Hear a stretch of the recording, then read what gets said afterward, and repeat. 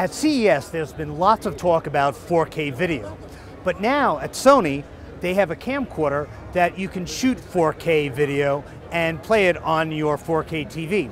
But it's not the first 4K video that they've come out with in terms of a camcorder, but it's the first one for under $2,000. It's got a 1-inch Exmor sensor, so it's going to do great in low light. It's also got a 12 times optical zoom and a 3.5-inch LCD and an electronic viewfinder. Most camcorders don't include a viewfinder anymore. It also has high-quality audio and a lens ring for manually taking in and out the focus. Like many camcorders and other digital imaging products, it includes Wi-Fi. But most of all, it shoots 4K video.